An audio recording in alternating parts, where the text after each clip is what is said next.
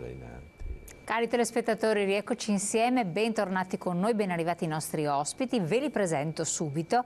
Gianangelo Bellati, economista, grazie di essere qui con noi, già segretario generale Union Camere del Veneto, Eurosportello, insomma un passato molto importante in Europa, in Italia, nell'economia.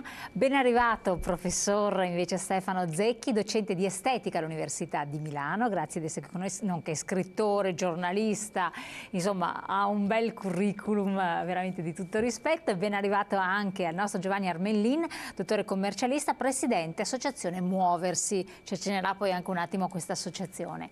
Allora, il tema è molto interessante e forse non è da tutti ben compreso e conosciuto. Alcune persone sono state anche da noi intervistate sulla questione, non la ritengono neanche rilevante chi proprio non l'ha affrontata, ma persino i mestrini, Venezia e Mestre, due realtà insieme, unite, oppure vanno divise, hanno una propria identità ben precisa, devono essere in qualche modo rese più autonome possibili, o questo potrebbe essere la fine per una realtà fragile definita così come Venezia?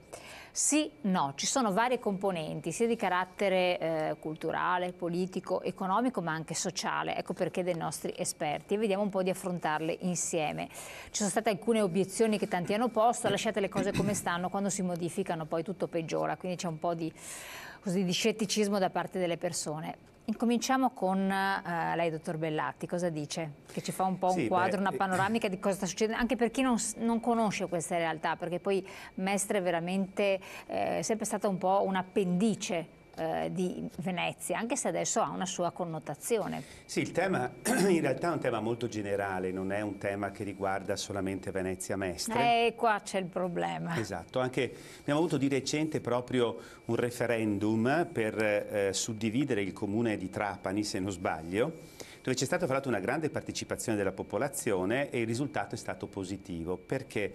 Perché in certi casi non bisogna unire dei comuni, ma bisogna creare delle amministrazioni più vicine al cittadino.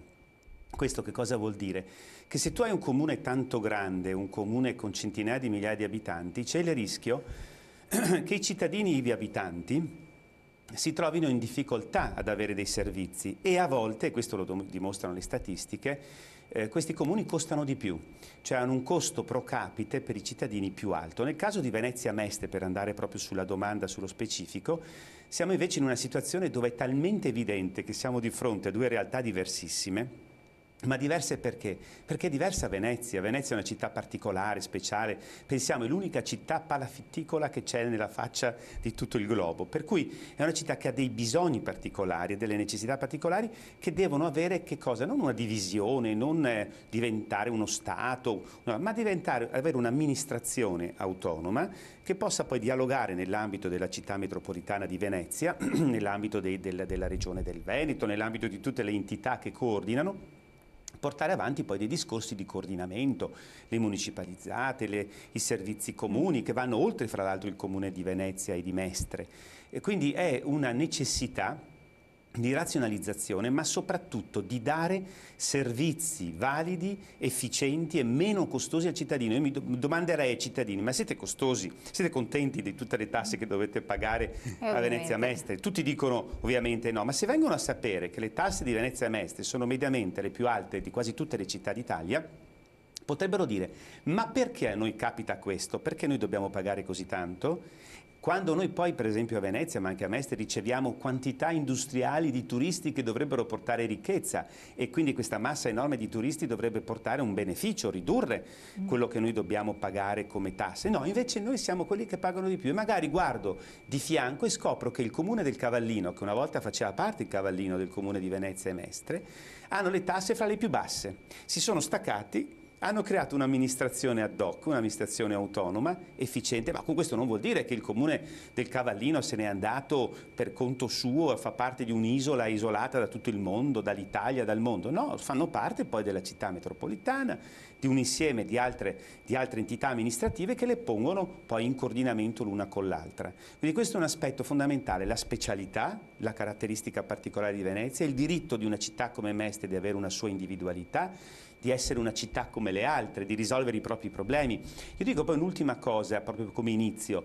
I cittadini, se vogliono continuare a stare così, se si trovano bene così, devono votare no al famoso referendum che avremo, ormai famoso perché se ne parla da tempo, il 30 di settembre, per appunto procedere all'eventuale scorporo e divisione di due comuni, la creazione delle due entità amministrative. Se invece cominciano a dire, beh no, perché dobbiamo avere più tasse, perché i servizi non ci sono, perché c'è questo esodo continuo, perché i nostri figli devono andarsene via, ma non solo da Venezia, anche da Mestre, molto di più che in altre città, perché le nostre città si distinguono per essere quelle che hanno avuto il maggior tasso di esodo di popolazione. La sconfitta più grande di un'amministrazione è quella di perdere i suoi abitanti.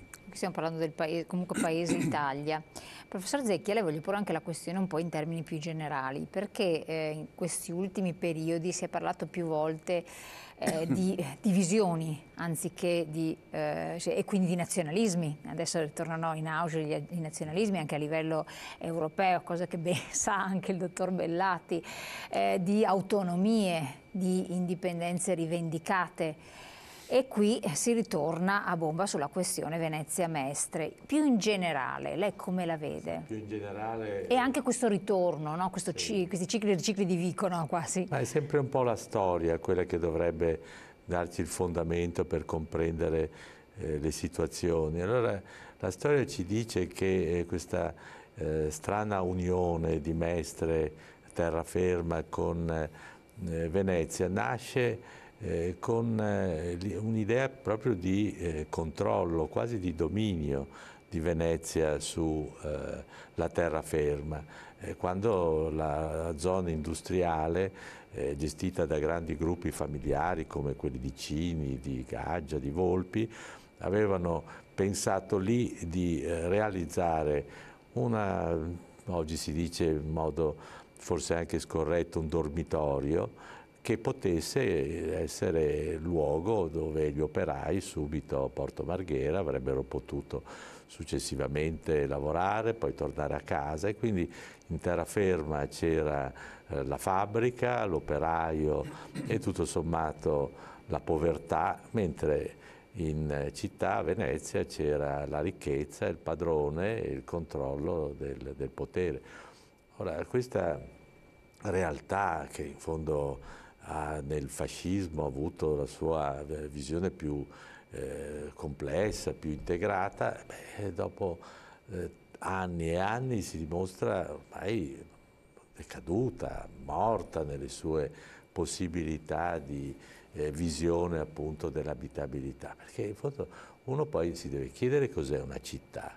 Una città è un corpo vivente, fatta da persone che ci vivono lavorando, incontrandosi, trovando quegli spunti di realtà che conferma l'identità, il sentimento di appartenenza.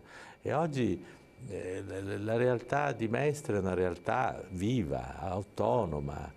Io direi quasi che un cittadino di Mestre dovrebbe sentirsi quasi umiliato dall'idea che lui esiste perché esiste attaccato a Venezia. Mestre, io sono stato in Consiglio Comunale di Venezia, Mestre, quasi 10 anni, quasi dico perché poi sono sciolto con la decadenza del sindaco Orsoni.